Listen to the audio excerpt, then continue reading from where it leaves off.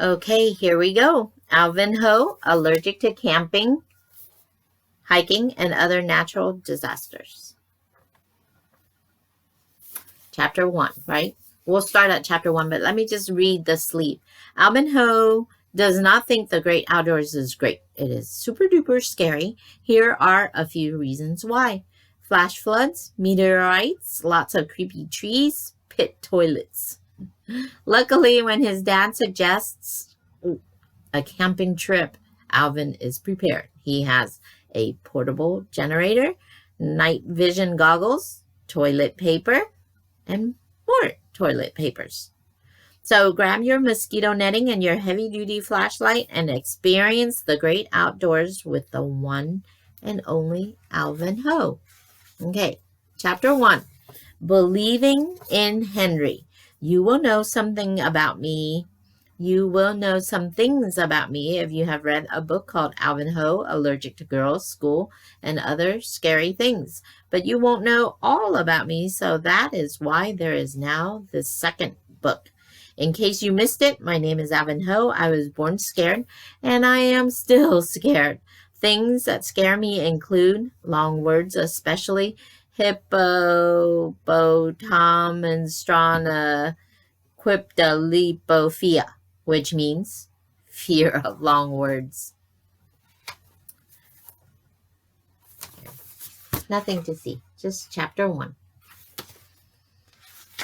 Okay, punctuation, except for exclamation points. Exclamation points are fantastic. The dark, which means I have nyctophobia. The great outdoors. What is so great about it? Lots of things can happen when you're outdoors. Hurricanes, tornadoes, mudslides, landslides, and the end of the world. I am scared of many more things than that, but if I put all my scares on one list, it would mean years of therapy for me. And I already go to therapy once a month on account of it's supposed to help me not be so scared. But my brother Calvin says when you're born a certain way, that's the way you'll always be, so you might as well hug your inner scaredy cat. You might as well hug your inner scaredy cat. My brother Calvin, he gives good advice. That's page 1. Okay. I am not so good with advice. I can never think of anything except this, maybe this. When in doubt, always ask, what would Henry do? Henry is Henry David Thoreau. He's the dead author, which is really creepy. But he is also our school hero, which is not so creepy, and he was a lot like me.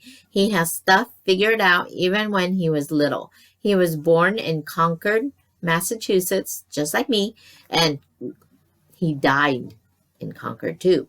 Of course, I could never say, what would Henry do at school, where I never say anything. This is on account of school is mortifying. And when I am mortified, which means totally scared to death, I can't scream, I can't talk, I can't even grunt. Nothing comes out of my mouth, no matter how hard I try. Having a lot in common with Henry can be very useful. For example, we learned in music class today that Henry played the flute. And whenever he played, a mouse would come in to listen. And Henry would feed it with an extra piece of cheese that he kept in his pocket. My brother has a flute, I told the gang on the bus after school. He rented it for lessons, and we have cheese in the refrigerator. Let's go, said Pinky. So when the bus stopped at the end of my driveway, a gang followed me to my house. Usually it is a tricky business getting them to play with me unless it is Pinky's idea.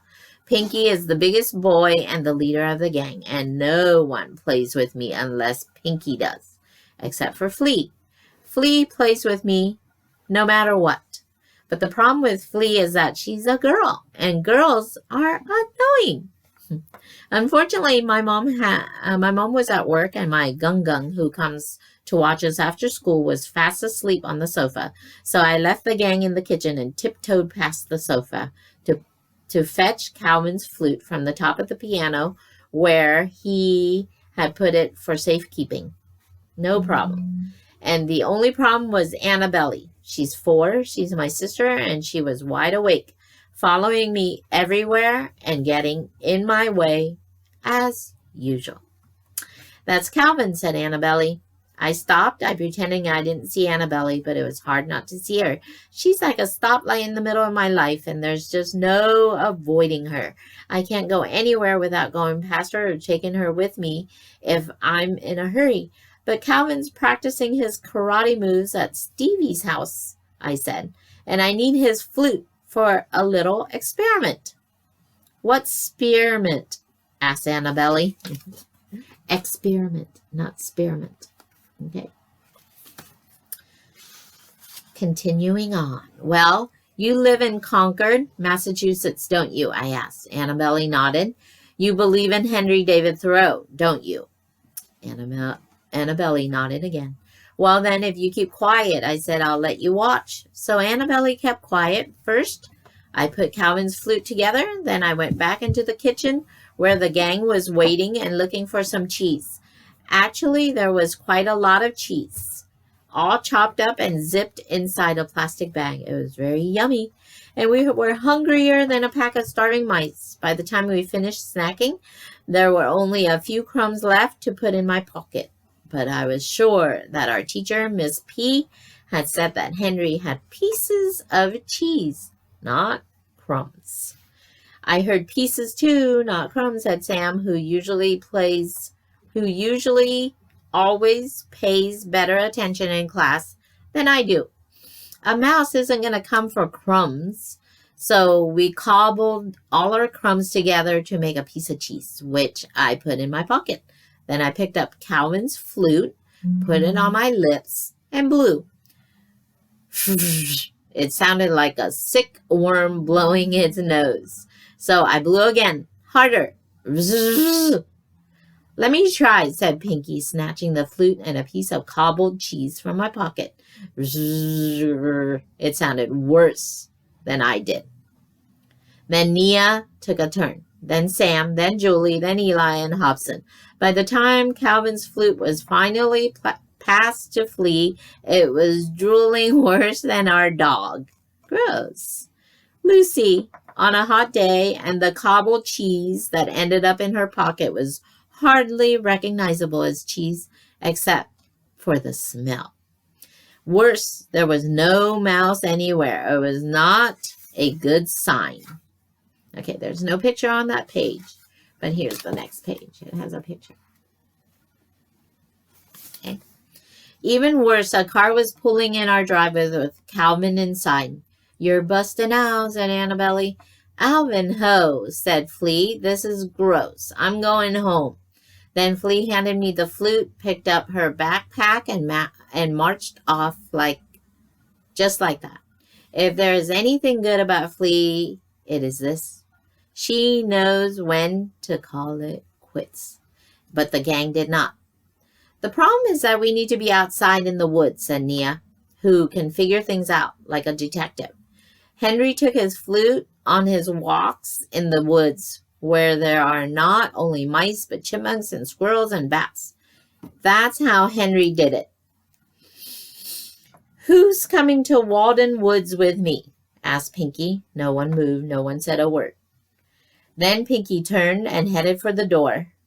Last one there's a chicken butt, he said. And before I knew it, the gang rushed off. Did I show you the picture? I think I already showed you the picture. Okay, next page. If I were not scared of the woods, or if I had on my Firecracker Man gear, I would have run after them. Firecracker Man isn't afraid of anything, but I am afraid of everything, especially the woods. They are full of trees. And Walden Woods behind my house is the creepiest of all. It is full of big stones, too, carved with the words of Henry David Thoreau and others, dead people. If you read their words and stay long enough, you can even feel them sitting around having a chat. Lucky for me, the gang forgot the flute. But unlucky for me, Flea was right. Calvin's flute was really gross. It was sticky and slimy and dripping with drool. And I was holding it when Calvin came in, dressed to kill. There you go. There's Calvin dressed to kill. There are many advantages to being Calvin. Number 1, you're 9 years old, almost 10. Number 2, you can haul firewood. Number 3, your finger fits in a bowling ball. Number 4, you can crash your bike without crying. Number 5, you can do karate. And 6, you can kick my butt. There is only one advantage to being me. 1. Okay. 1.